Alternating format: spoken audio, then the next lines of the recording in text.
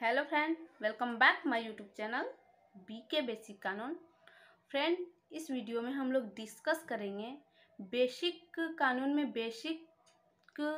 Section के बारे में, जो सीआरपीसी के चैप्टर 9 में जो भरण पोषण के बारे में बताया गया है, जिसमें सेक्शन 125 से लेकर 128 तक बताया गया है भरण पोषण के बारे में।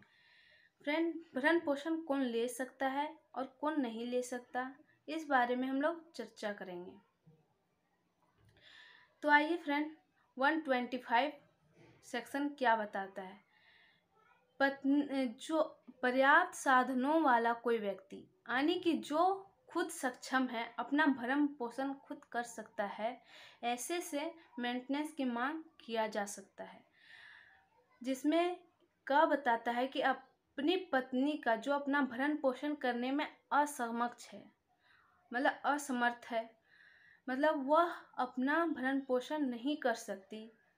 कहीं जॉब नहीं करती या कुछ कारण से वो अपना भरण पोषण नहीं कर सकती, जो पति पे ही डिपेंड है, वो अपने पति से भरण पोषण की मांग कर सकती है। दूसरा है, ख बताता है कि बच्चे अपने माता पिता से भरण पोषण की मांग कर सकते हैं। जो बच्चे 18 वर्ष से कम की आयु के हैं, या फिर ऐसे बच्चे जिसका विवाह कम आयु में कर दी गया है, ऐसी पुत्री जिसका विवाह कम आयु में किया गया हो और उसे उसके हस्बैंड के द्वारा मेंटेनेंस नहीं मिलता है, तो वो बच्चे भी अपने माता पिता से मेंटेनेंस की मांग कर सकते हैं। और माता पिता जो बूढ़े माँ बाप हैं, असमर्थ हैं अपना मेंटेनेंस करने में, वो भी अपने बेटे से मेंटेनेंस की मांग कर सकते हैं। भरण पोषण में अपेक्षा करता है या भरण पोषण से इनकार करता है, इसमें बताया गया है कि अगर कोई व्यक्ति जिससे मेंटेनेंस की मांग किया गया है, वो अगर मेंटेनेंस देने से इनकार करता है, तो प्रथम वर्ग मजिस्ट्रेट, यानी कि फर्स्ट क्लास मजिस्ट्रेट, ऐसी अपेक्षा या इनकार के साबित हो जाने पर, ऐसी अपेक्षा यानी कि यह प्रूफ हो जाता है कि उस व्यक्ति मेंटेनेंस देने के से इनकार करता है, तो ऐसे व्यक्ति को निर्देश दे सकते हैं कि अपनी पत्नी या संतान या माता पिता को भरण पोषण देने के लिए मजिस्ट्रेट जैसा ठीक समझे मानसिक भत्ता उस व्यक्ति की जो रकम है, कमाई है, उससे जो ठीक समझे, उससे मजिस्ट्रेट मानसिक भत्ता बांध सकता है, देने के लिए बोल सकता है कि आप मंथली माँ बाप या पत्नी को इतना पैसा आपको देना है, मेंटेनेंस देना है।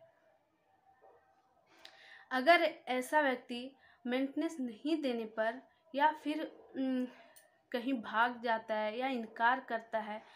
या ये जो मानसिक भत्ता उसे बोला गया है देने के लिए, वो नहीं देता है, तो उसके खिलाफ वारंट जारी किया जाता है और उसे जेल भेजा जाता है, गिरफ्तार किया जाता है। बट अगर वही कुछ टाइम के बाद जो मानसिक भत्ता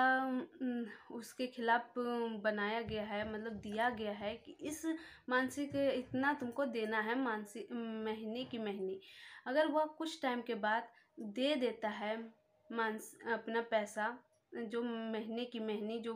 मजिस्ट्रेट के द्वारा बनाया बोला गया है, वो अगर दे देता है, तो उसे जेल नहीं हो सकती। तो फ्रेंड, इस वीडियो में हम लोग डिस्कस किए कि पत्नी, बच्चे, माता पिता अपने बेटे या अपने पति या अपने पिता से मेंटेनेंस की मांग कर सकते हैं। अब आइए जानेंगे बेसिक कानून में कि इस कौन है, ऐसे मतलब कौन है जो मेंटेनेंस नहीं ले सकता। यदि कोई पत्नी यदि कोई पत्नी हस्बैंड वाइफ अपने मर्जी से डिवोर्स लेते हैं, तो उसे मेंटेनेंस नहीं दिया जाएगा। या ऐसी पत्नी जो साथ में रहते हुए भी जॉब करती है, तो उसे भी मेंटेनेंस नहीं दिया जाएगा। और अगर पति पत्नी के बीच अनबन है या फिर वो और जो लेडीज है या पत्नी है उसका अफेयर किसी और पुरुष या अन्य पुरुष के पास है रहता है, तो ऐसे में मेंटेनेंस नहीं दिया जाएगा। तो फ्रेंड, इस वीडियो में हम लोग डिस्कस किए कि मेंटेनेंस कौन ले सकता है और कौन नहीं ले सकता है, जो चैप्टर 9 में मेंटेनेंस के बारे में बताया गया है और सेक्शन 120 के 125 में बताया गया है। फ्रेंड, अगर आप लोग को मेरा वीडियो अच्छा लगे तो लाइक और सब्सक्राइब करें। Thanks for watching friend.